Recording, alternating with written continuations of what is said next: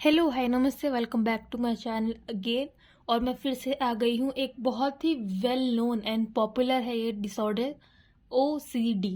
जी हाँ, आप सभी ने इसका नाम बहुत ज़्यादा सुना होगा आजकल। तो इट्स लाइक इन फैशन कि मुझे OCD है। ये काफ़ी लोगों को ये डायग्नोस हो रहा है, काफ़ी लोग इससे परिचय में आ रहे हैं। तो आज हम देखेंगे कि OCD का असली मायने क्या है। हर किसी को OCD नहीं हो सकता। आज हम पढ़ने जा रहे हैं ऑब्सेसिव कंपल्सिव डिसऑर्डर एंड उसे ठीक कैसे करें हम। ठीक है। विदाउट एनी फर्दर डिले चलिए आज का लेक्चर स्टार्ट करते हैं।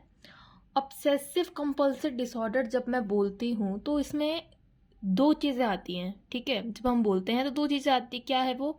एक है ऑब्सेशन और एक है कंपल्जन। ऑब्सेशन का मतलब क्या होता है? Unwanted repeated thoughts. ठीक है, रिकरेंट इंट्रूसिव अनवांटेड थॉट्स। और जब यही थॉट्स कोई एक्शन रिएक्शन में बदल जाएं, ठीक है, इसका जो रिएक्शन है वो एक्शन में बदल जाए तो वो कंपल्शन हो जाता है। Action to reduce anxiety from obsession.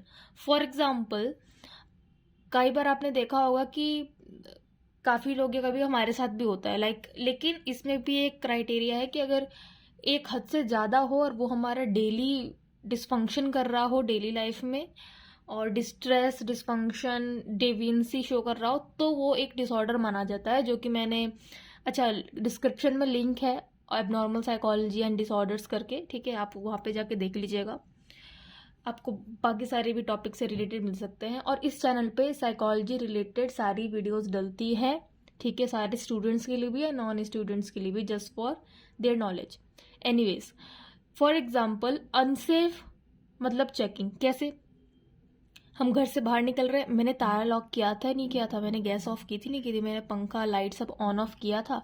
ठीक है, चलो एक बार डाउट हो गया, गए, हाँ चलो घर लॉक है, ठीक है, आगे देख के। फिर आपको 5 मिनट बाद रियलाइज हुआ किया था कि नहीं किया था। आप एकदम ऐसा इतना अनवांटेड आता है वो थॉट, और रिपीटेड आता है कि आप बार बार चेक कर रहे जाओगे। आपको एक फीलिंग ऑफ अनसेफनेस फील होगा और अब बार बार उस चीज़ को आप चेक कर रहे जाओगे। ठीक है, ये साफ हुआ होगा कि नहीं, ठीक है, ये गंदगी, जैसे सेकंड है जर्म, फिर आप बार बार क्लीन करोगे, थोड़ा सा और धो लेती हूँ, थोड़ा सा और क्लीन कर देती हूँ। ठीक है, ये तो नॉर्मल है। लेकिन अगर ये 10-12 बार होने लग जाए, आप, इनफैक्ट मैं केस बताती हूँ। एक लेडी थी, उनको OCD था। ठीक है, क्लीनिंग वाला OCD था उनको। तो उन्होंने अपने घर के फर्नीचर्स इतनी बार रोज साफ किए थे कि फर्नीचर ही टूट गया था, वो गल गया था। ठीक है, और केसेस बताती हूँ कि एक इंसान थी, वो भी लेडीज थी। ठीक है, खैर ये दोनों मेल और फीमेल में दोनों ही होता है। ठीक है, खैर तो एक फीमेल थी, उन्होंने, उनको अपने पर्सनल हाइजीन से बहुत ही ज़्यादा वो था।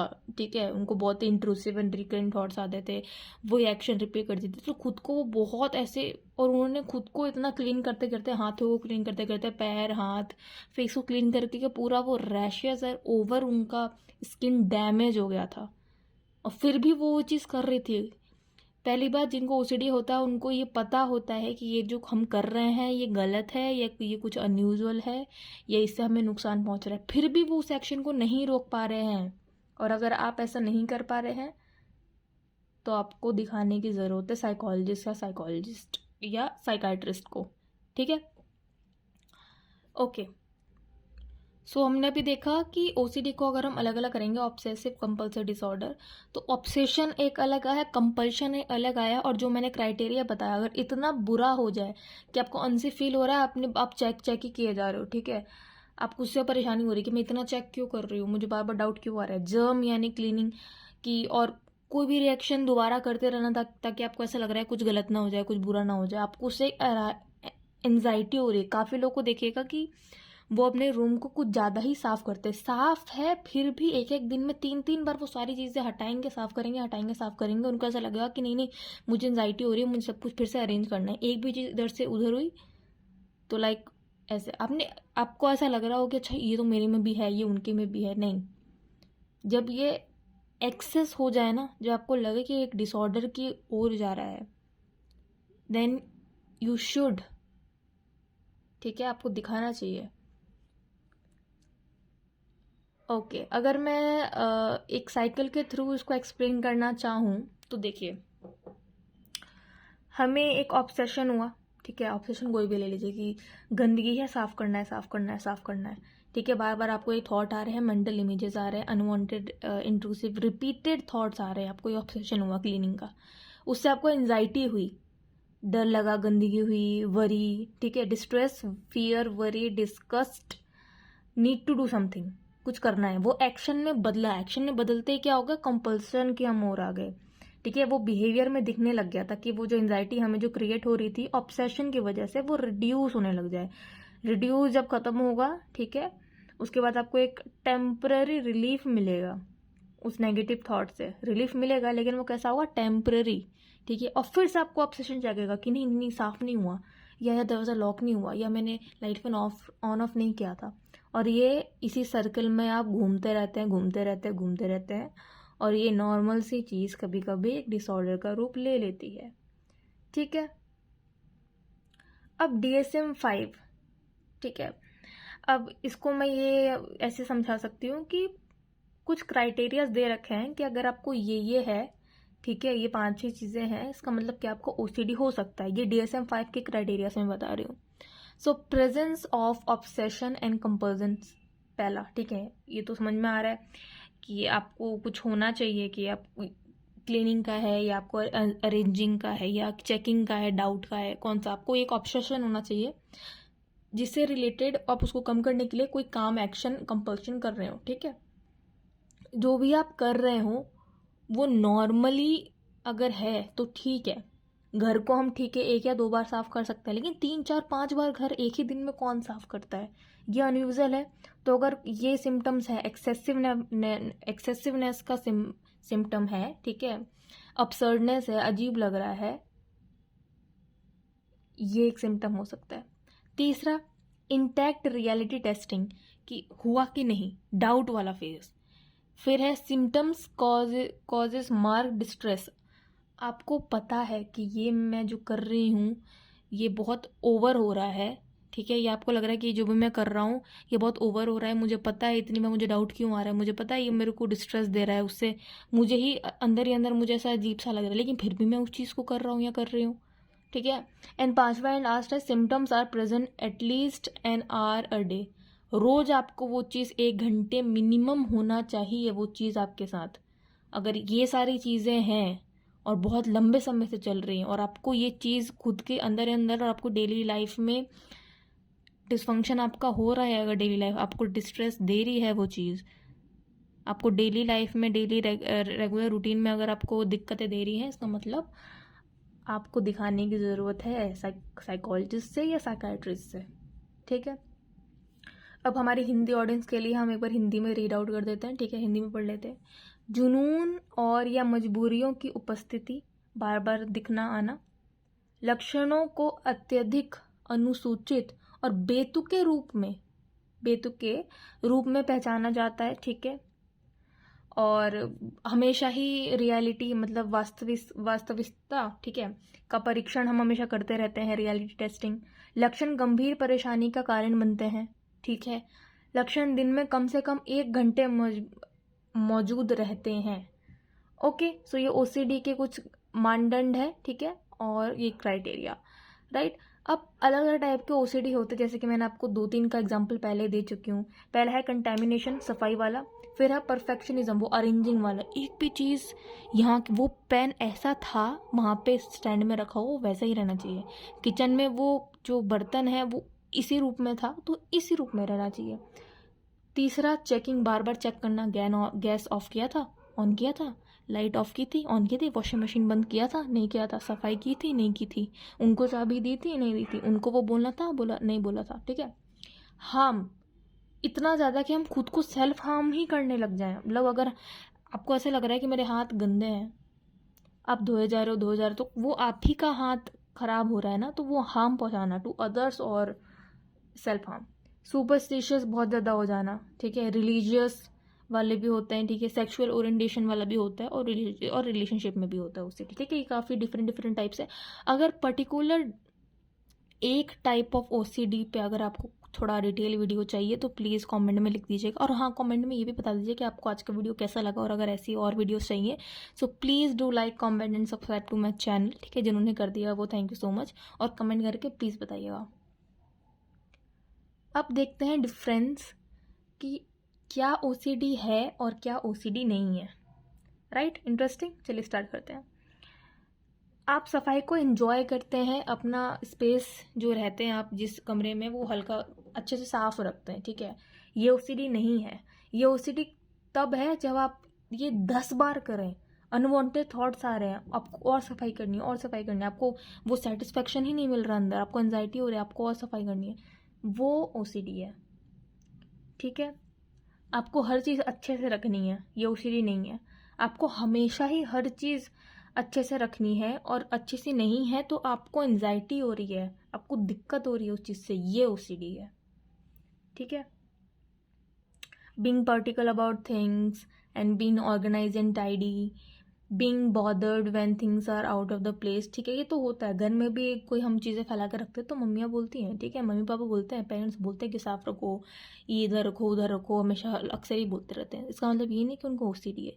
OCD तब होगा जब वो एक लूप में फंस जाएंगे। कौन सी साइकिल में फंस जाएंगे? इस वाले में, obsession, anxiety, compulsion, relief.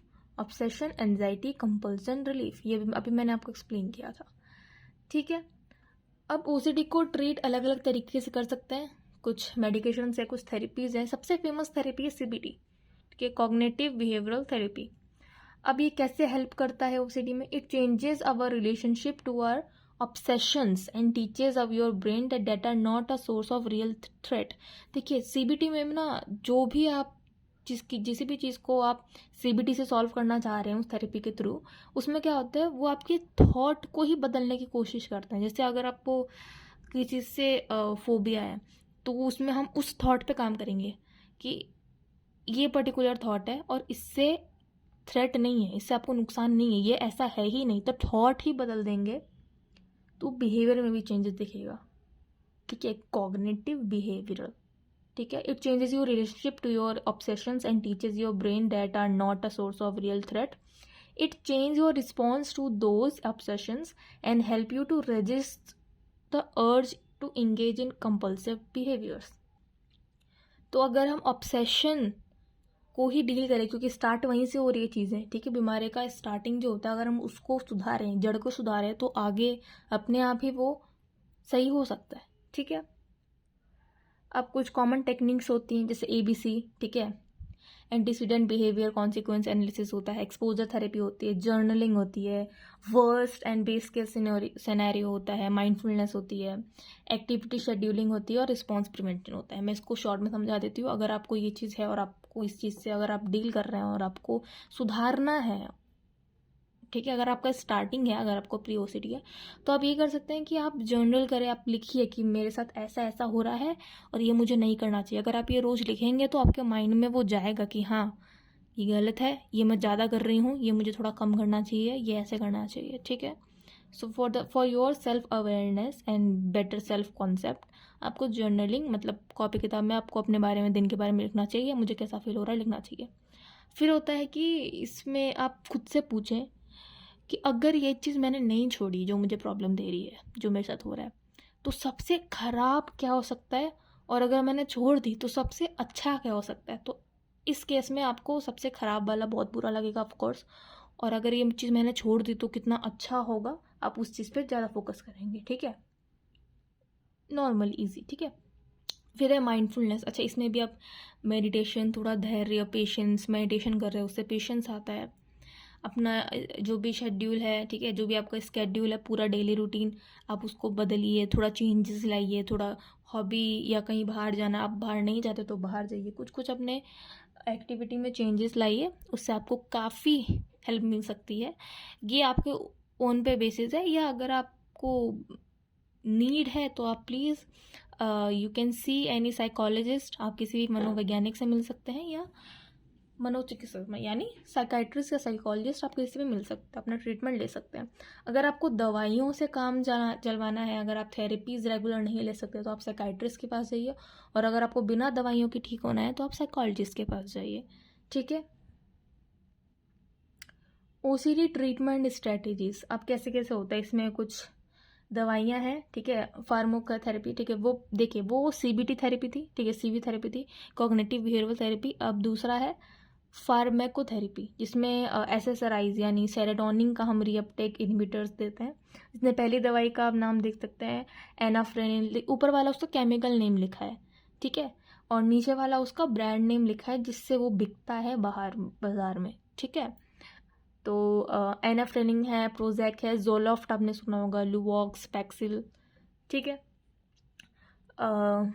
Selective serotonin reuptake inhibitors है, ठीक है, ये इसका निमोनिक से आप देख सकते हैं एसएसआरआई, ठीक है। Effective for sadness, panic and compulsion, जिनको इन सब से प्रॉब्लम होती है वो इनसे अपना ट्रीटमेंट करवा सकते हैं, ले सकते हैं, बट अगेन अपने साइकोलॉजिस्ट या साइकाइट्रिस्ट से पूछ कर, राइट। इसमें किन किन से, देखिए जो ई और एफ जो आप अपने लेफ्ट साइड देख रहे हैं उसमें ट्रीटमेंट्स का, मेडिकेशन का नाम लिखा है, वो किस में क्या होता है। जैसे सैडनेस में आपको सर्ट्रेलिन लेना है, पैनिक में अगर आपको पैनिकिंग हो रही है, आपको कंपल्शन हो रहा है तो सिटेलोप्राम लेना है, ठीक है। Stomach upset, sexual dysfunction, serotonic syndrome, suicidal thoughts, right, ठीक है। तो आपको इस निमोनिक से याद भी रहेगा कि किन किन चीज़ में यूज़ आता है और किसी चीज़ में यूज़ करना है, ठीक है, राइट। It's easy. कॉजेज अगर हम देख सकते हैं कि सबसे पहली बात आती है, ठीक है, हमको कोई प्रॉब्लम है, हमने इतना पढ़ लिया इसके बारे में, बट ये हुआ क्यों, पेशेंट को ये हुआ क्यों, ये है क्यों।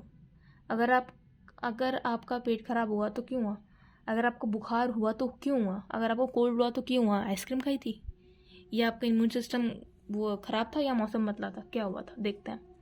तो ऑब्सेसिव कंपल्सिव डिसऑर्डर का कॉज क्या हो सकता है, जेनेटिक, कि आपके घर में पहले से किसी को हो, माँ बाप को या दादा दादी को, तो वो आपके जीन से, उनसे आप में आया हो।